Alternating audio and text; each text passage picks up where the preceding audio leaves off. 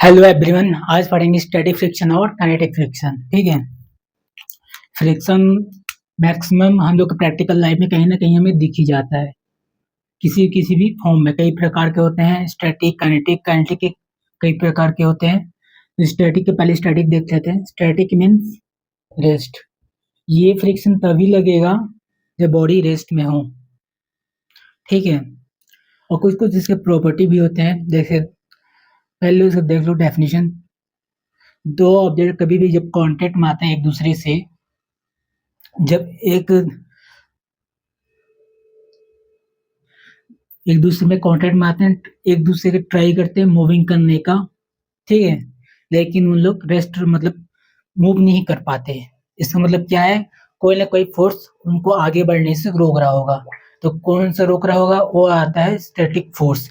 ठीक है। Static force ये आता है, स्टैटिक फ्रिक्शन फोर्स, सॉरी। उसकी एक्चुअल वैल्यू ये आता है म्यू एस एन। ठीक है। ये होता है स्टैटिक फोर्स का फॉर्मूला। म्यू एस क्या है? Coefficient of static friction. ठीक है।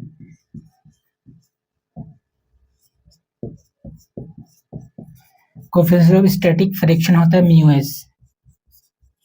एन क्या है? नॉर्मल। जैसे ये होता है नॉर्मल, ये नॉर्मल, नीचे एम जी।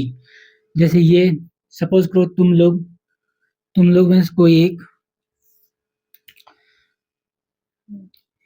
कि ये 5 किलो ये ब्लॉक है, उसको खींच रहे हो। ठीक है। 5 किलो बोरी खींच रहे हो, ये ब्लॉक ले लो अपने मन से। लेकिन आप लोग लगाते हो, सपोज करो आपने फोर्स लगाया अपने,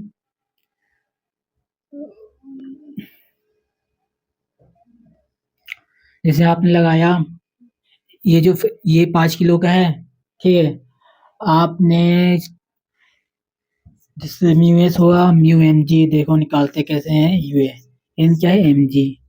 तो 5 किलो प्लस 9.8 होता है ग्रेविटी का, लेकिन हम लोग अप्रोक्स लेते हैं 10 किलो लेते हैं कैलकुलेशन के चक्कर में। तो हमने 10 ले लिया। म्यू एस समझ लो यहाँ पर 1 है। ठीक है। सपोज म्यू एस यहाँ पर 1 है। ये प्रैक्टिस एक्सपेरिमेंटल वैल्यू होता है। तो ये म्यू एस सपोज करो 1 है। ठीक। तो 1 हुआ तो कितना होगा? 50 न्यूटन। ठीक है। टोटली 50 न्यूटन पे स्टैटिक फोर्स लग रहा होगा। और एक और चीज कि फ्रिक्शन जो होता है, कोई फ्रिक्शन हमेशा अपोजिट नहीं होता मोशन के। कभी कभी वो क्या बोलते हैं, क्या बोलते हैं, अपोजिशन को अपोज नहीं करता, कई कई फोर्स को जनरेट भी करता है। ठीक। मतलब कोई मूव करने में हमें हेल्प करता है। जैसे हम लोग जो चलते हैं पैदल, या अभी काइनेटिक फ्रिक्शन में देखेंगे तो अच्छे समझ में आएगा। तो बोलने का मतलब ये है, ये हुआ 5 किलो का। स्टैटिक फ्रिक्शन लग रहा है 50 न्यूटन का। ठीक है। स्टैटिक लगा कितना? 50 न्यूटन का फोर्स लग रहा है। ठीक। तो सपोज करो ये लगा रहा है 10 न्यूटन, तो ये मूव नहीं करेगा। ठीक। 20 न्यूटन लगाएगा तभी मूव नहीं करेगा। जैसे 10 लगाया, मूव नहीं किया। 20 लगाया, मूव नहीं किया। 30 में भी मूव नहीं करेगा। 40 में मूव नहीं करेगा। 50 में मूव नहीं करेगा। 50 से थोड़ा भी ज्यादा लगाते हो, 1 या 15.002 या 50, तो मूव करने की कोशिश करेगा। और थोड़ा ज्यादा हुआ 50.45, 15.32, तो ये मूव कर जाएगा। ठीक। कि अप्रॉक्स 50 हो गया ना, 0.00 लोगे तो इसलिए ये ऐसे 0.50 हुई को पॉइंट इतना, या 50.5, ये सब जैसे जैसे 1 पॉइंट ए से बढ़ाते जाओगे धीरे धीरे, तो ये मूव करते ही जाएगा। मतलब क्या मतलब है ये? फ्रिक्शन फोर्स, जैसे आपने 10 न्यूटन लगाया तो फ्रिक्शन स्टैटिक फ्रिक्शन फोर्स कितना होगा? 10 न्यूटन। 20 लगाया तो 20 न्यूटन। 30 लगाया तो 30 न्यूटन। 40 लगाया 40 न्यूटन। और 50 लगाया फोर्स तो 50 न्यूटन। मतलब एडजस्टेबल है, एडजस्ट करता है जैसे जैसे आदमी फोर्स लगाता है उसके अकॉर्डिंग। ठीक है। तो देखो आगे इसकी प्रॉपर्टी पढ़ते हैं। अब देखो प्रॉपर्टीज, इसको रिप्रेजेंट करते हैं म्यू एस से, जो होता है कोफिशिएंट ऑफ स्टैटिक फ्रिक्शन, ठीक है। ये जो होता है कोफिशिएंट ऑफ स्टैटिक फ्रिक्शन, ठीक है, ऐसे बोलते हैं इसको। यूनिटलेस होता है और डायमेंशनलेस होता है। यूनिटलेस डायमेंशनलेस मतलब ऐसे लिख सकते हैं, यूनिटलेस उसकी यूनिटी नहीं है। जिसका वैल्यू वेरी करता है जीरो से म्यू लिमिटिंग। क्या होता है mu limiting? Maximum static force mu N जो होता है म्यू, यहाँ पर हो जाता है लिमिटिंग।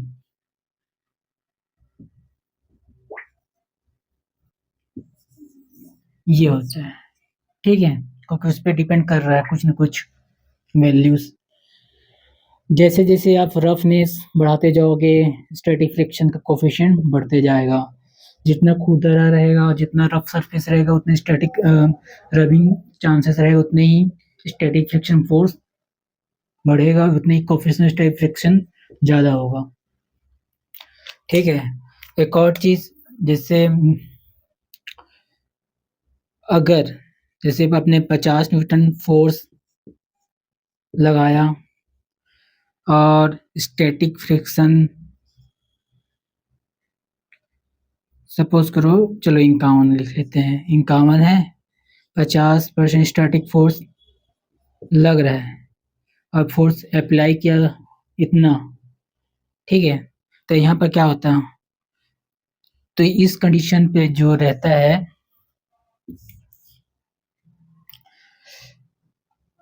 रेडी टू स्लाइड, ठीक, या एट द वर्ज ऑफ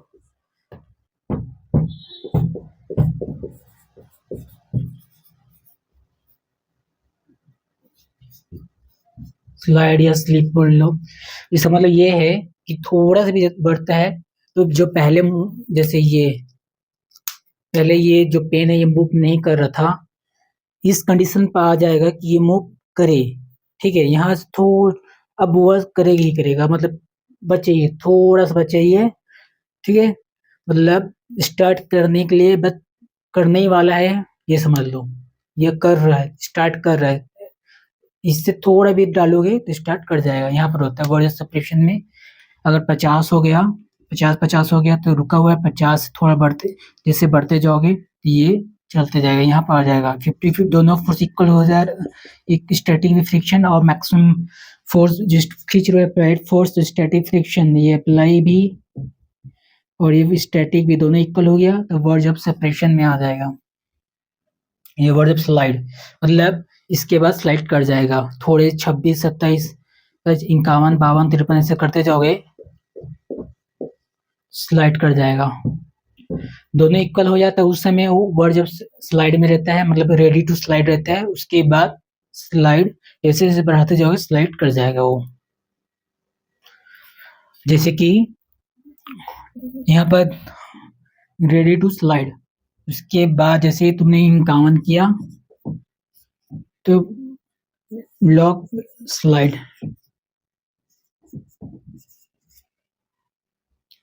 या मूव, ठीक है,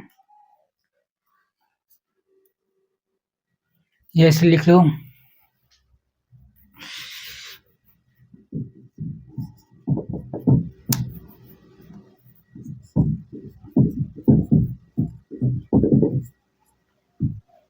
ये लिख लो।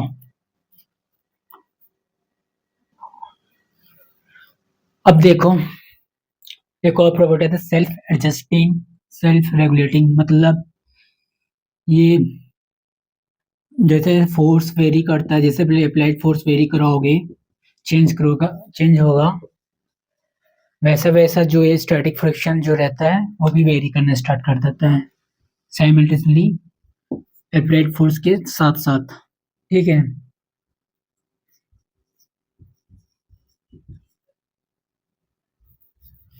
ठीक,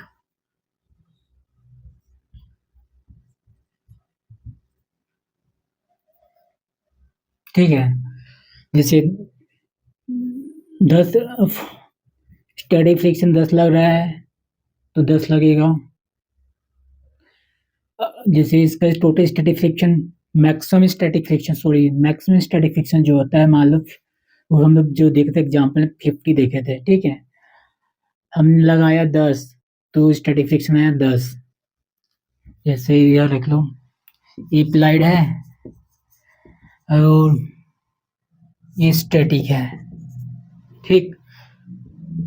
हमने लगाया 10 तो स्टैटिक फ्रिक्शन आया 10, फिर हमने लगाया 20, फिर आया 20, फिर 30 लगाया तो 30 लगा हुआ, फिर 40 का 40 हुआ, फिर 50 लगाया तो 50।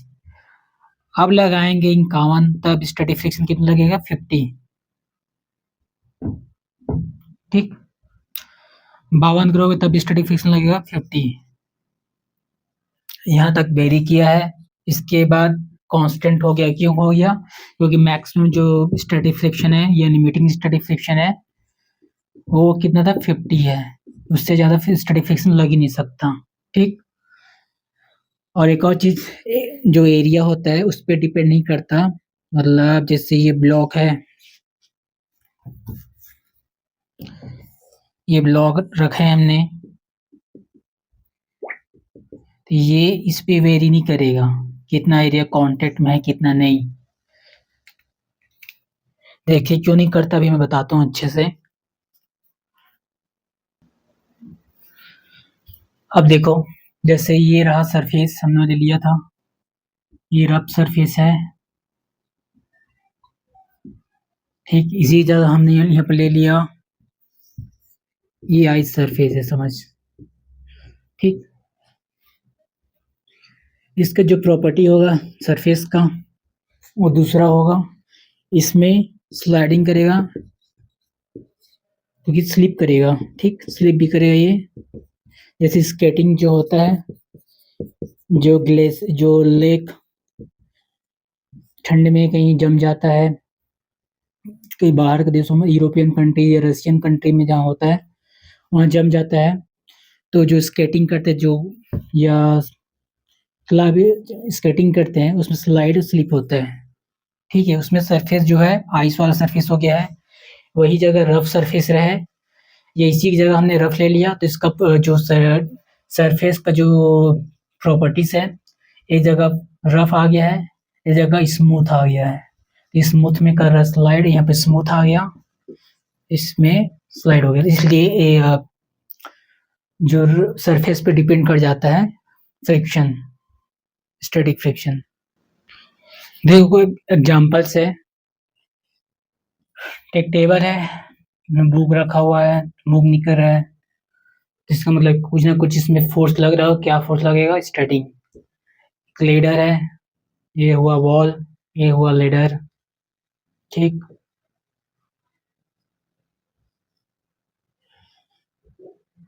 ऐसी ऐसी रखाया है, ये भी मूव नहीं कर रहा है। यहाँ पर जो फ्रिक्शन लगेगा, यहाँ पर जो फ्रिक्शन करेगा रफ सरफेस है तो, ठीक, ये वाला रफ सरफेस है तो, ये रफ सरफेस है तो इसमें भी स्टैटिक लगेगा। कार पार्क्ड, एक हिल है, पहाड़, यहाँ पर कार है, न इधर मूव कर रहा है न इधर मूव कर रहा है, बीच में एक जगह मतलब रेस्ट में है, तो कुछ ना कुछ फोर्स उसको रेस्ट में कोशिश कर रहा होगा लाने का, या ला रहा होगा, या लाया हुआ है। अगर मूव नहीं कर रहा लाया हुआ है तो उसका मतलब क्या है? स्टैटिक फोर्स उसमें लग रहा है, ठीक।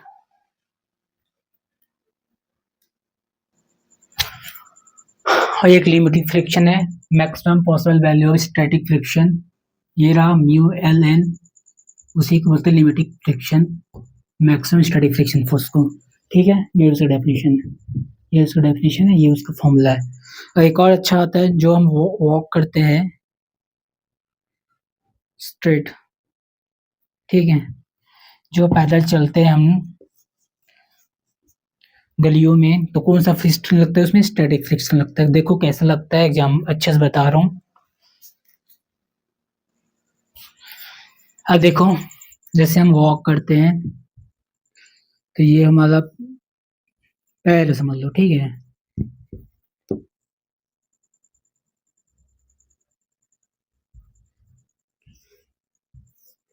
तो हमने यहाँ पर पुश किया है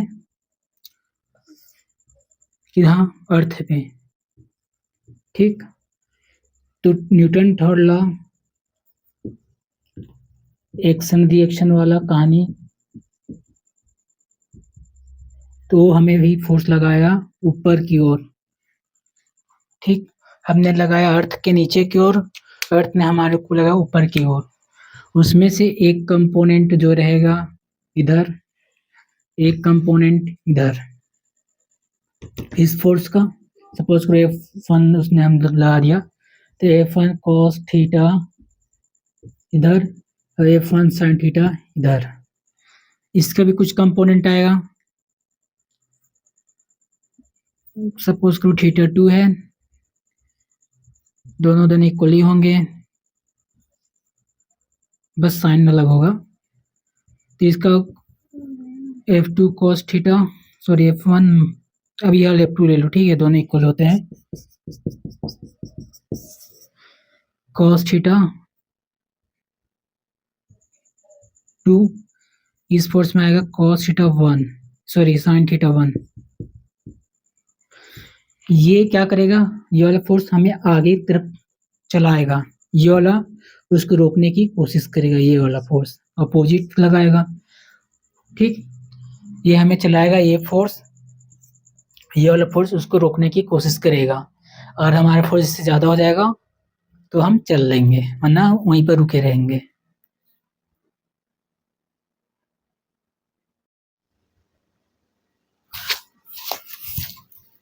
देखो आप लोग की स्क्रीन में क्वेश्चन और होगा, एनसीईआरटी का ये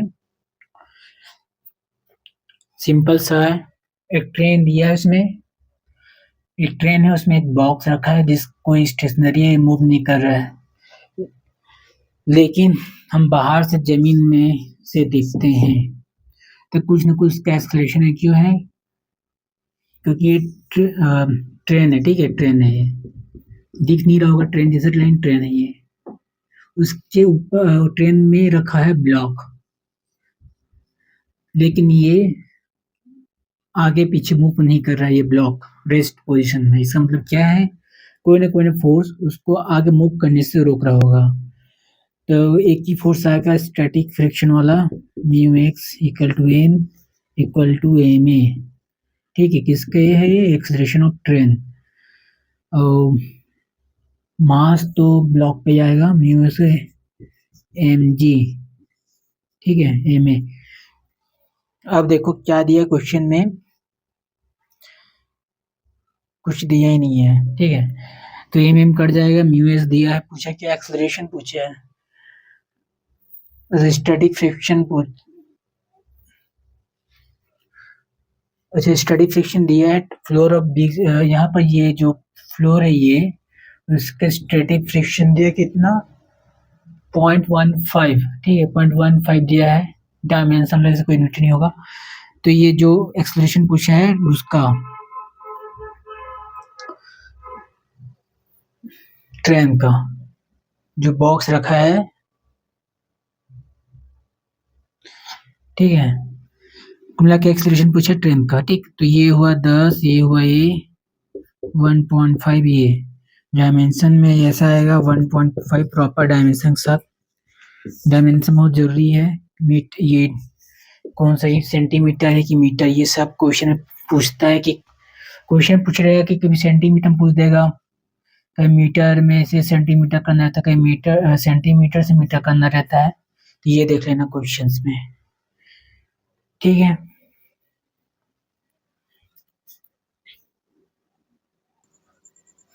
देखो आप लोग इसमें क्वेश्चन आ रहा नेट 2018 में आया हुआ है, हमें इनकरेक्ट निकालना है। 4 स्टेटमेंट दिया है, rolling friction is more than sliding friction, नहीं, स्लाइडिंग फ्रिक्शन होता क्या है, स्टैटिक फ्रिक्शन होता है, स्टैटिक फ्रिक्शन ही मैक्सिमम होता है, ठीक है। Limiting value of static friction directly proportional to normal reaction, ये भी सही है। और रोलिंग फ्रिक्शन स्मॉलर, सही है, पहला वाला भी सही है, ठीक है, स्टैटिक फ्रिक्शन ग्रेटर होता है रोलिंग से ही। और काइनेटिक से भी होता है। Friction for oppose the relative motion, ये भी सही है। Coefficient of static friction has dimension of length, dimensionless होता है कोएफिशिएंट ऑफ स्टैटिक काइनेटिक दोनों। कोई भी स्टैटिक फ्रिक्शन कोई भी ये जो होता है स्टैटिक काइनेटिक रोलिंग तीनों के दोनों डायमेंशन लेस होते हैं, ठीक। और ये होता है mu x greater than mu के, ये भी लिख सकते हो।